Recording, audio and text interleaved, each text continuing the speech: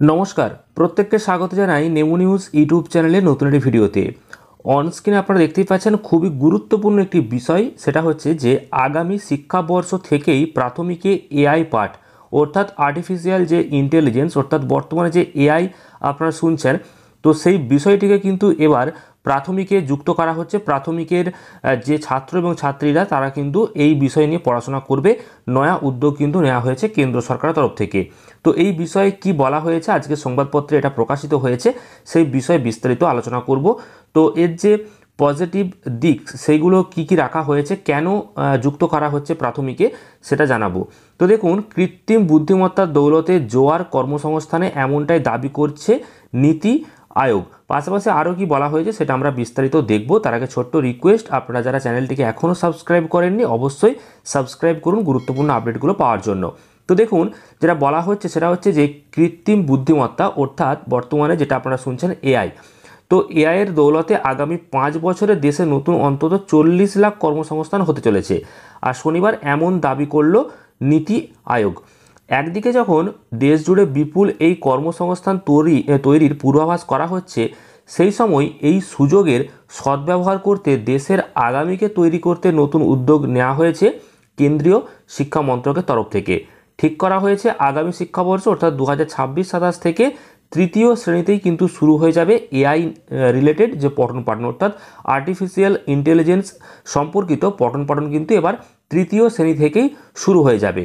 সম্প্রতি নীতি আয়োগ CEO BVR Subrahmanyam AI অর্থনীতিতে কর্মসংস্থান তৈরির রূপরেখা শীর্ষক এক দলিল পেশ করেছে।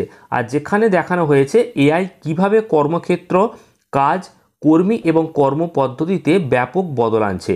বলা হয়েছে ভারত এক অত্যন্ত গুরুত্বপূর্ণ মোড়ে বর্তমানে দাঁড়িয়ে রয়েছে, আর এআই নির্ভর ভবিষ্যতের জন্য দেশের যুব সমাজকে তৈরি করতে সাহসী এবং পরিকল্পিত অ্যাকশন প্ল্যান নেওয়া অত্যন্ত প্রয়োজনীয়।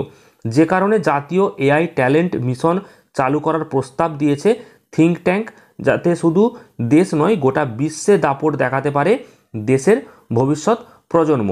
পাশাপাশি এই লক্ষ্যেই একেবারে বুনিয়াদী স্তর থেকে পড়ুয়াদেরকে তৈরি করতে চাইছে কেন্দ্র সরকার, যে কাজ শুরু হয়ে যাবে আগামী শিক্ষাবর্ষ থেকেই।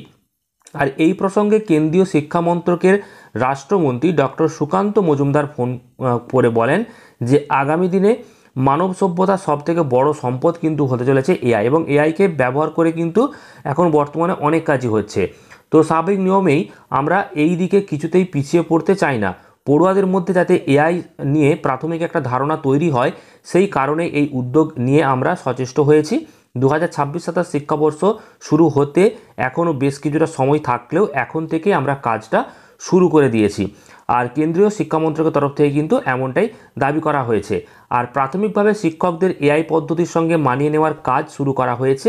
সংবাদ সংস্থাকে কেন্দ্রীয় স্কুল শিক্ষা সচিব সঞ্জয় কুমার জানিয়েছেন, আমাদের কাজটা খুবই কঠিন। আগামী 2-3 বছরের মধ্যে এই প্রযুক্তির সঙ্গে পড়ুয়া ও শিক্ষক উভয়ই কিন্তু মানিয়ে নিতে পারবে, আর তার জন্য দ্রুত কাজ করতে হচ্ছে। সবথেকে কঠিন হচ্ছে দেশের প্রায় 1 কোটি শিক্ষককে এই পদ্ধতির সঙ্গে মানিয়ে নিতে তৈরি করা।